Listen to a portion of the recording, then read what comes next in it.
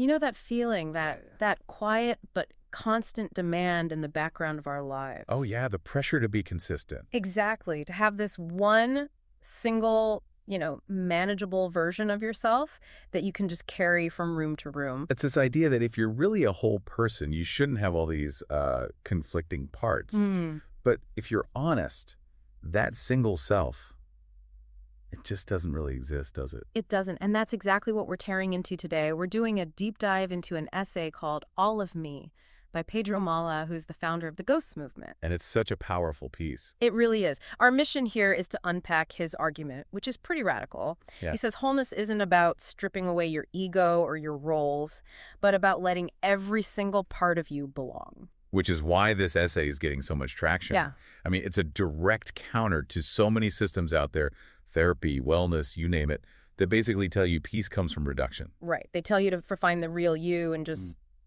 prune away everything else. Yeah. And Mala's point is that's not just impossible, it's actually the source of all the strain we feel. So he starts from this really simple observation. He says, life just. It arrives with all its parts at once. There's the part of you that hesitates, the part that steps forward, The part that's watching, the part that softens, the part that tightens up. and none of them ask for your permission to be there. They just appear. Because, as he puts it, this is how a life moves. And for you listening, this is really a shortcut to understanding this whole way of thinking, of reconciling these internal contradictions without needing some neat, tidy answer at the end. So let's talk about that core myth we've all been sold, this myth of narrowing ourselves down. We're obsessed with it. This idea that to be a stable, whole person, you have to find one consistent posture and just stick with it, no matter what. It's like creating your own personal brand. And there's this quiet pressure to seem, I don't know, resolved, finished. Totally. So if you're, say, really confident and talkative at work, but then you're quiet and reserved at a party, you see that as a failure.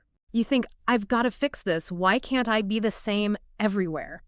But the lived reality, the thing we actually experience, is just constant movement, constant adjustment. And it's all shaped by memory, by the room you're in, by who you're talking to. I love the examples Mala uses to make this concrete. They're so simple.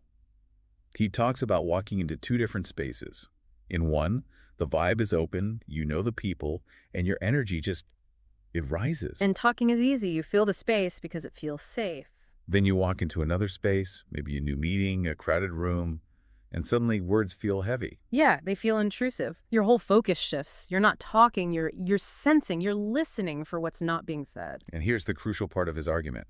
He says neither of those responses is false.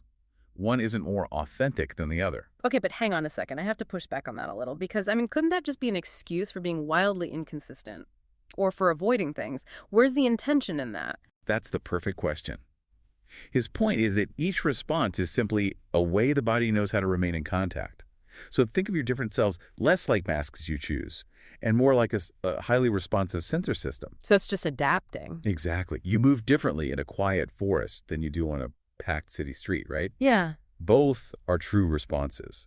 That quietness you feel in a new group, that's just the body's way of adjusting to stay in contact without getting totally overwhelmed. That makes a lot more sense. So the problem isn't the shift itself. It's the judgment we layer on top of it. It's the internal filtering system. Because we've bought into this myth of consistency, the moment we shift, we judge it. We call the quiet part withdrawal and immediately start trying to manage it. And Malak calls that internal sorting. Yes. It's that voice in your head that goes, okay, this part of me is good, it's acceptable. This other part needs to be hidden or fixed. And the body feels that sorting as tension, as a tightening. And that tension comes from a mismatch, right? The mind wants a hierarchy, but the body just moves out of necessity. Precisely. These responses aren't strategies we're thinking up. They're not opinions. They're shaped by memory, by circumstance. You tighten up when there's a threat. You open up when there's safety. He argues that this variation isn't inconsistency. It's high-level responsiveness. Okay, let's make this really practical. Say I'm at work, someone asks me a high-stakes question, and for 5 seconds, my mind just goes blank. My jaw tightens. Is Mala saying that isn't social anxiety, but a necessary response? He'd say it's primarily a necessary memory-based response. The body is reading high stakes. Maybe it's connecting that feeling to some past failure, and it tightens to prepare for a perceived threat. The tightening isn't the problem. The problem is me treating the tightening as a flaw. Exactly. The strain comes from seeing that necessary response as something you have to eliminate instead of seeing it as a signal. So we get stuck in this endless internal argument. Which part of me should stay? Which part is the one I need to outgrow? And we throw modern therapy speak at it. I just need to accept myself. I need to integrate my parts. But he has a really sharp insight on this. He does. He says even those tools, acceptance, integrations, they often just become another task, another demand you place on yourself. It's still a form of management, just with a softer name. You're still trying to fix the movement instead of just allowing it. Yeah. And if you think about it, the reason all this self-management fails is because it's only looking at the moving parts, the reactions, the roles. It completely ignores the ground underneath it all. Which is where he introduces the real heart of the essay, this idea of an underlying presence. He calls it the subtle steadiness you feel in the moment before adjustment happens. That little pause where nothing's been decided yet, before the tightening or the opening. And it's so easy to miss this presence because it doesn't. It doesn't do anything. It has no agenda. None at all. It's not competing for attention. It's not giving you some big aha moment. It's not impressed when you succeed or disappointed when you struggle. It's simply there. It holds the space for everything else. So when you feel confident and your voice rises, it's there. And when you feel uncertain and your shoulders slump, it's also there. It's like the stage, not the actors. That's a perfect way to put it. All the different ways of being, the confident part, the withdrawn part, they're all held by this.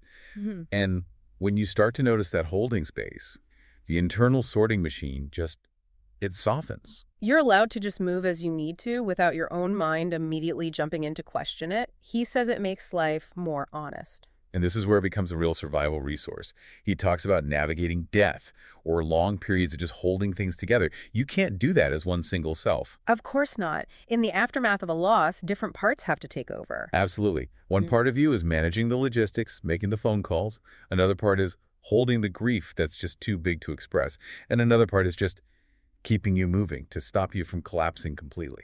And none of them are wrong. They're all necessary for you to get through it. And the steady presence that holds all of them. Later in the essay, he gives it a name. He calls it the dot. Right.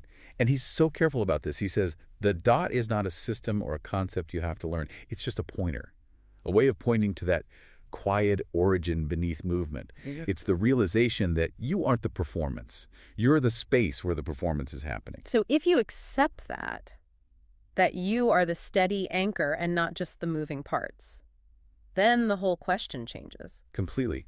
The internal interrogation stops. It's no longer, which part is the real one? Which part should I be? It becomes, are all of them allowed to belong? And that shift from exclusion to belonging is a physical feeling. He says something settles in the body, that exhausting effort to appear coherent all the time. It just relaxes. And your attention shifts from managing yourself, which is a full-time job, An endless job. to just inhabiting yourself. And that's a felt sense, isn't it? It's not a concept. It's that feeling of having room to breathe.